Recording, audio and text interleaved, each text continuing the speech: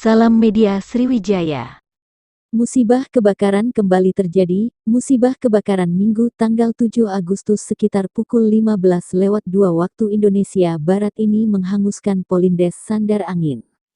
Sejumlah masyarakat sekitar mencoba memadamkan kobaran api dengan peralatan seadanya. Namun api semakin membesar karena tiupan angin dan panasnya cuaca. Selang beberapa waktu satu unit mobil pemadam kebakaran, damkar Pemkot Pagar Alam tiba di lokasi kebakaran yang langsung memadamkan titik api. Informasi yang dihimpun dari warga setempat menyebutkan, api tiba-tiba muncul dari bagian belakang Polindes, terlihat gumpalan hitam yang disusul dengan suara dentuman, lalu terlihat jilatan api terangnya.